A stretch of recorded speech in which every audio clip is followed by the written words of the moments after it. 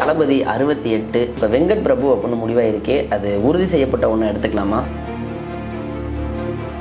விஜய் வந்து மீண்டும் அட்லியோட ஒரு படம் பண்ணலான்னு தான் ஏஜிஎஸ்ட்ட பேசினாங்க. அப்போ ஏஜிஎஸ் நிறுவனம் சொன்னது என்னன்னா, சார் மீண்டும் அட்லிங்கிறது எங்களுக்கு வேண்டவே வேண்டாம். அதுக்கப்புறம் தான் வந்து இவங்களே அனுப்புகிறாங்க, சார் வெங்கட் பிரபுட்ட ஒரு கதை இருக்குது கேளுங்க அப்படின்னு.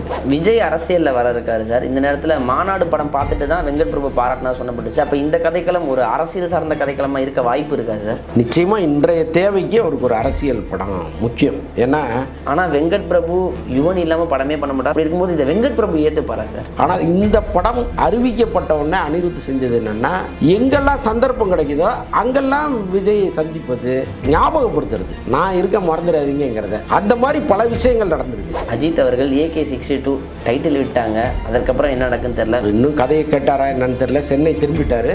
ஐஸ்வர்யா ராயை நாங்கள் அப்ரோச் பண்ணவே இல்லை. நாங்கள் அப்ரோச் பண்ணது வந்து த்ரிஷாவை தான். அவங்க வந்து கொஞ்சம் சம்பள விஷயத்தில் கெடுபிடி காட்டுறாங்க. அறம் நாடு நேயர்களுக்கு வணக்கம். இன்று நம்மோடு இணைந்திருப்பவர் வலைபேச்சு அந்தணன் அவர்கள். சார் வணக்கம் சார். வணக்கம். தளபதி 68 தெலுங்கு இயக்குனர் அப்படின்னும், அதுக்கப்புறம் தமிழில் நிறைய இயக்குனர்கள் பேர் அடிபட்டுச்சு. இப்போ வெங்கட் பிரபு அப்படின்னு முடிவாயிருக்கே, அது உறுதி செய்யப்பட்ட ஒன்று எடுத்துக்கலாமா? நிச்சயமாக உறுதி செய்யப்பட்ட ஒன்று தான். விஜய் கதையை கேட்டார். விஜய்க்கு ரொம்ப பிடிச்சி போச்சு.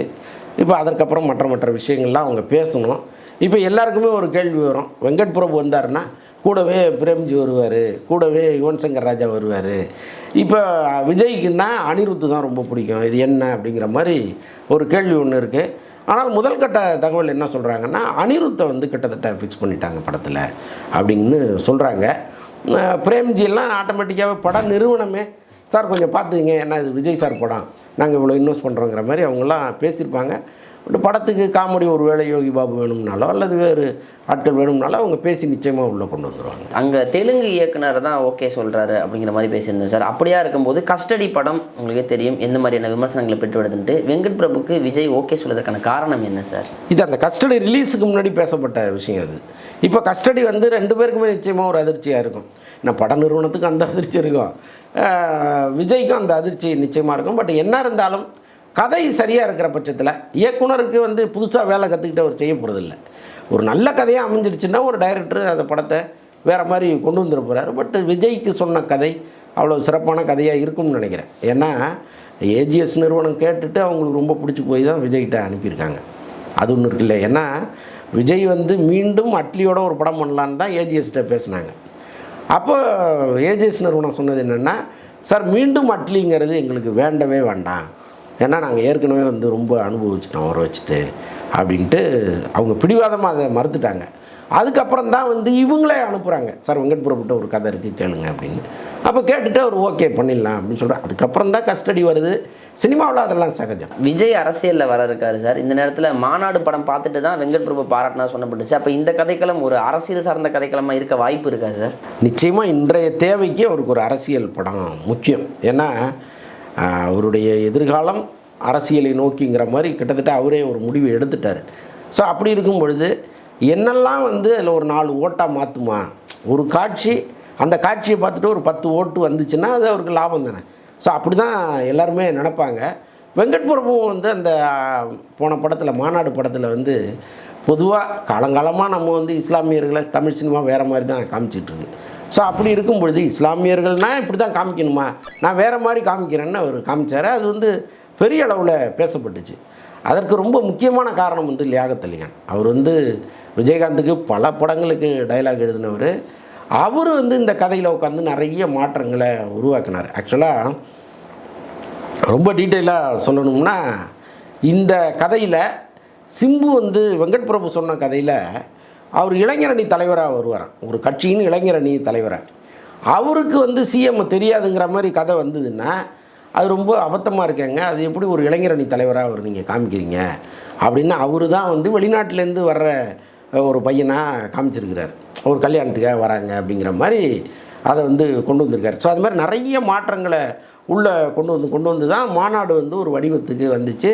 அதில் சிம்புவின் இன்புட்டும் நிறையா இருந்துச்சு. ஸோ இதெல்லாம் இருக்குது.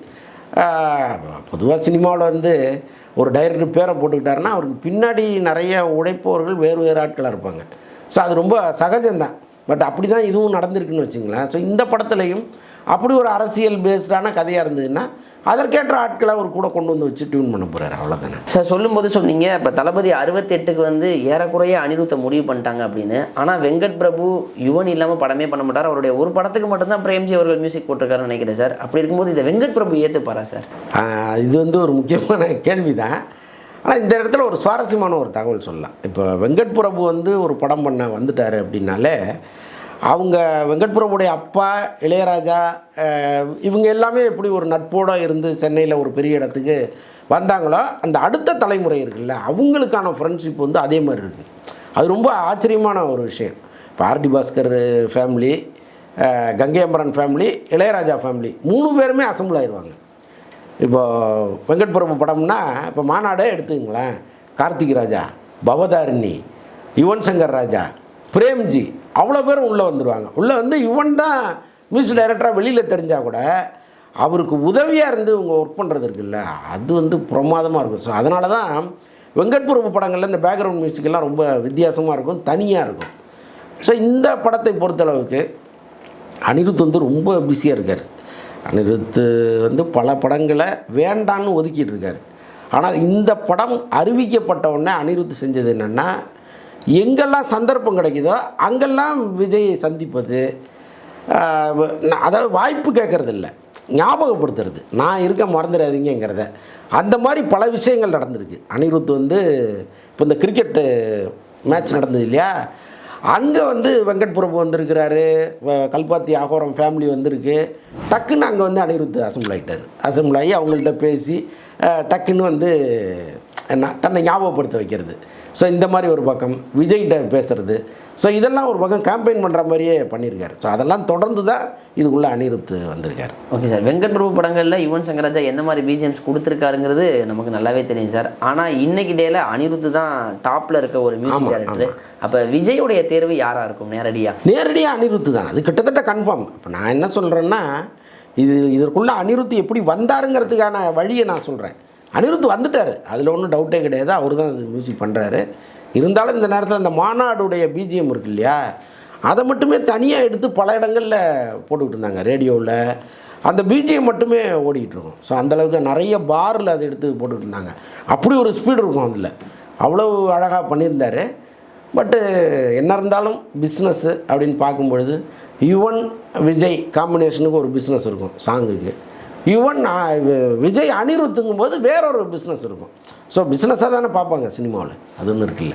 விஜய் அவருடைய அடுத்த படத்துக்கு டேரக்டர் யார் அப்படிங்கிற கேள்வியை தாண்டி ப்ரொடியூசர் யார் அப்படிங்கிற ஒரு கேள்வி நிறையவே இருந்துச்சு சார். அப்படி இருக்கும்போது சூப்பர் குட் ஃபிலிம்ஸ் கூட படம் பண்ணுறதா இருந்துச்சு. இப்போ ஏன் ஏஜிஎஸ்க்கு விஜய் அவர்கள் படம் பண்ணணும் சார்? அது ஆக்சுவலாக சூப்பர் குட் சௌத்ரி வந்து ரொம்ப காலமாக விஜய்கிட்ட டேட்டு கேட்டுக்கிட்டு இருக்காரு. அது காரணம் என்னென்னா, விஜயை இந்த அளவுக்கு உருவாக்குனதில் சூப்பர் குட்டுக்கு ஒரு பெரிய பங்கு இருக்குது. பெரிய ஹிட்டு படங்கள்லாம் விஜய் வச்சு அவங்க கொடுத்துருக்குறாங்க. ஸோ அந்த உரிமையில் அவர் என்ன பண்ணுறாரு, 100வது படத்தை வந்து நீங்கள் நடித்து கொடுக்கணும் அப்படின்னு கேட்குறாரு. அதுக்கு அவர் ஓகே சொல்லிட்டார். அது வந்து தனிப்படமாக வரும் பின்னாடி. நடுவில் வந்து ஒரு தெலுங்கு தயாரிப்பாளர் உள்ளே வரும்பொழுது, இப்போ ஆர்பி சௌத்ரி தெரியும், தெலுங்கில் நிறைய படங்களுக்கு ஃபைனான்ஸ் பண்ணிகிட்ருக்காரு. ஃபைனான்ஸ் பண்ணுறாரு. அது இல்லாமல் தெலுங்கில் படங்கள் தயாரிச்சிட்ருக்காரு.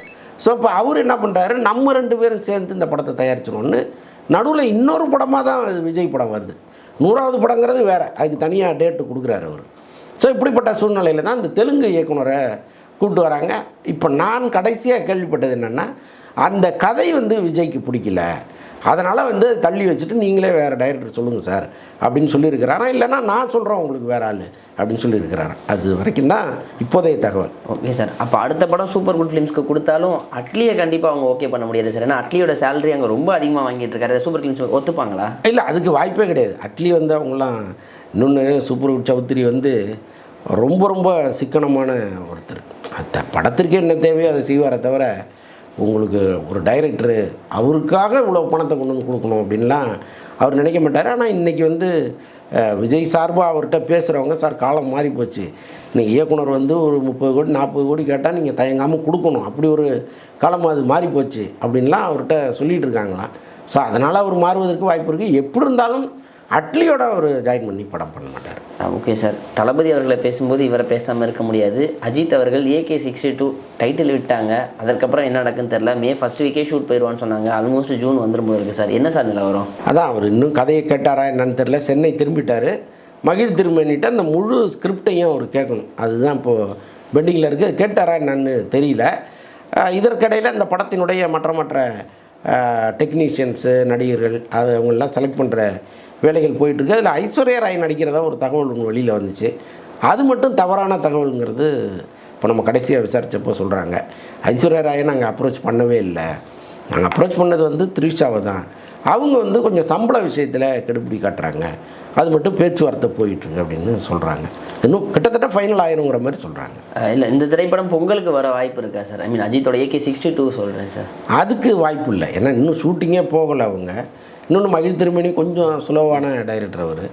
இன்னொன்று வந்து படம் கிடச்சிருச்சு, அஜித் கிடச்சிட்டாரு, அதனால் அவசர அடியாக அடித்து கொடுப்போம்லாம் அவர் நினைக்க மாட்டார். ஒரு நேர்த்தியான படமாக வரணும்னு நினைப்பார். அதனால் இவங்க ஷூட்டிங் போனால் தான் அது எத்தனை நாள் ஷூட்டிங்கிறதே நமக்கு முதல்ல தெரியும். சிவகார்த்திகேயன் இன்னைய தமிழ் சினிமாவில் எந்த இடத்துல இருக்காருன்னு உங்களுக்கு தெரியும். பட் அவரது படங்கள் வெளியாவதற்கு முன்பே இப்போலாம் சர்ச்சைகள் ஆரம்பிச்சிருச்சு சார். நீங்கள் அந்த படம் தள்ளி போனதாக இருக்கட்டும், அயலான் வருவதற்கான சிக்கலாக இருக்கட்டும், இப்போ நேற்று நீங்கள் சொன்னீங்க அந்த திரைப்படம் வந்து ஷூட் அங்கேருந்து வந்துட்டாங்கன்னு. ஸோ என்ன சார் அவருக்கு பிரச்சனை?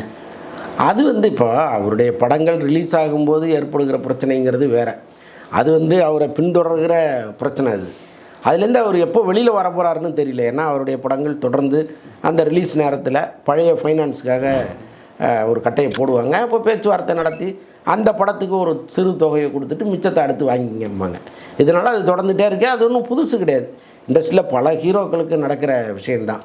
அதனால் அதை வச்சுருங்க. இது வந்து ரொம்ப முழுக்க அன்ஃபார்ச்சுனேட். இவர் காஷ்மீர் போனது, அங்கே வந்து ஒரு பிரச்சனை நடந்தது, அங்கே அந்த ஊரடங்கு உத்தரவு போட்டது. ஸோ இது எல்லாமே வந்து அவங்க எதிர்பார்க்காமல் நடந்த ஒரு விஷயம். அதனால் அவங்க சென்னைக்கு திரும்புகிற மாதிரி ஆயிடுச்சு. மற்றபடி அவர் இங்கே சென்னையில் தான் இருக்கார். ஒரு யூனிட் திரும்ப அங்கே போய் பார்த்துட்ருக்காங்க. வேறு லொக்கேஷன்ஸ் பார்த்துட்ருக்காங்க. ஒருவேளை இப்போ இவங்க எடுத்த மாதிரியே ஒரு ஊர் அவங்களுக்கு கிடச்சிதுன்னா அப்படியே அங்கே ஷிஃப்ட் ஆகி போகலாங்கிற மாதிரிலாம் பார்த்துட்ருக்காங்க. சினிமா சார்ந்து நிறைய விஷயங்கள் பகிர்ந்துக்கிட்டீங்க. இவ்வளோ நேரம் இவ்வளோ விஷயம் பகிர்ந்துக்கிட்டு ரொம்ப நன்றிகள் சார். மகிழ்ச்சி.